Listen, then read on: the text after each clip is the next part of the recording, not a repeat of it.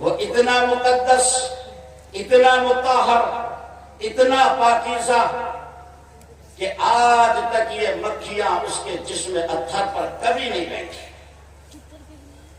پوری زندگی یہ مکھیاں تیرے نبی کے جسم پر نہیں بیٹھی۔ اتنا حسین و جمیل، اتنا خوبصورت، اس خاکی زمین پر چشم فلک نے آپ سے زیادہ خوبصورت کوئی دوسرا انسان نہیں دیکھا، اور دیکھتا بھی کون کیسے، کسی ماں نے آپ سے زیادہ حسین بچہ جنا ہی نہیں ہے، اور نہ قیامت تک کوئی ماں آپ سے زیادہ حسین کوئی بچہ جن سکتی ہے۔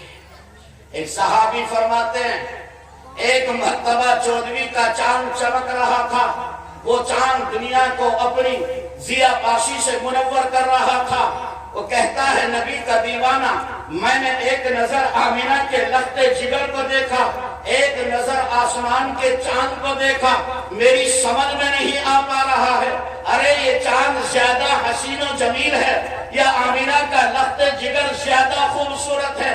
ایک نظر میں چاند کو دیکھتا ہوں، ایک نظر اپنے نبی کے چہرے انور کو دیکھتا ہوں، آخر میرے دل و دماغ نے یہ فیصلہ کیا کہ چاند سے زیادہ حسین و جمیل اور چاند سے زیادہ خوبصورت یہ خدا کا آخری پیغمبر ہے۔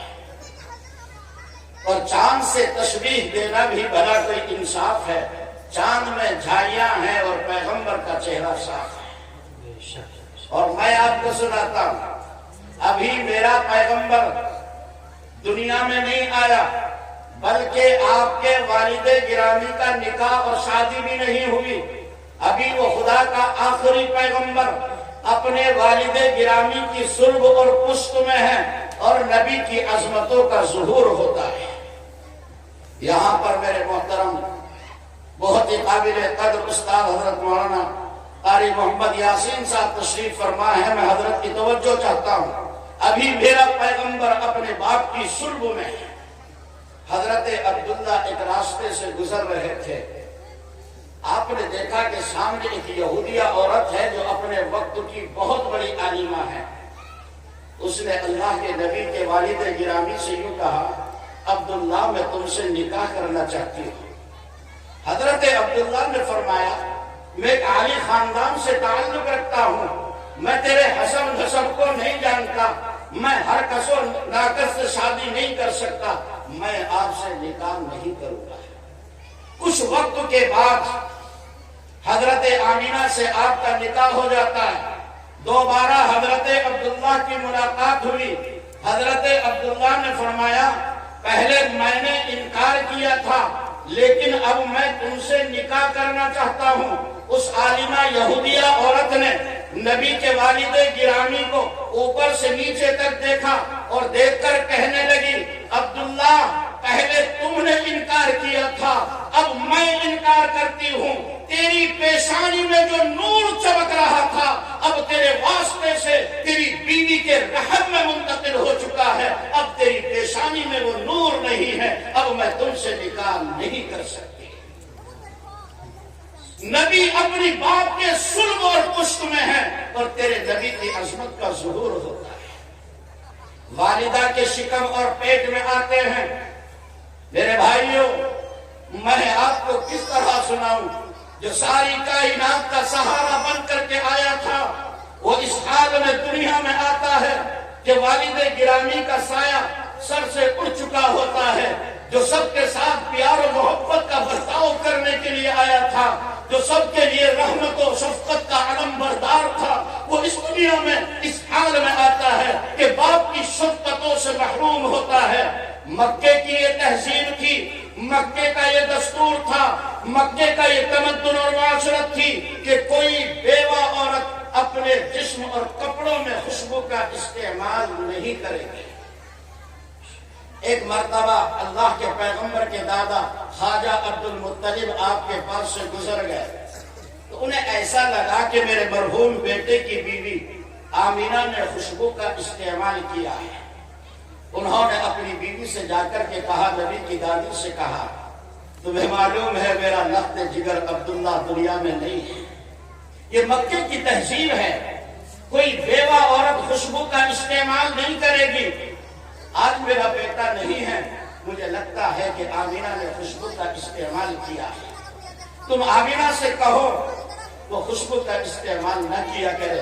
میں کچہری میں بیٹھتا ہوں، میں بیٹھکوں پر بیٹھتا ہوں، 4 لوگوں کے قضیوں کا تصفیہ کرتا ہوں، لوگ مجھے کیا کہیں گے؟ عبد المطلب تیرا رخت جگر دنیا میں نہیں ہے اور تیرے مرحوم بیٹے کی بیوی خوشبو کا استعمال کرتی ہے، میں لوگوں کو کیا جواب دوں گا؟ تم آمینہ سے کہو کہ وہ خوشبو کا استعمال نہ کیا کرے۔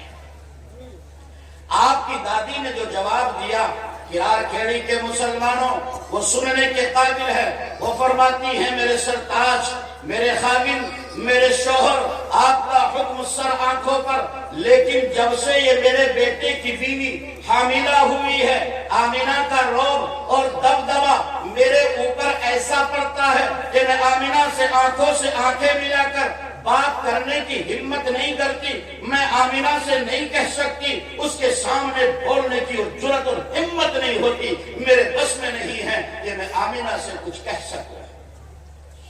عبد المطلب نے فرمایا معاملہ عزت کا ہے، کہنا پڑے گا۔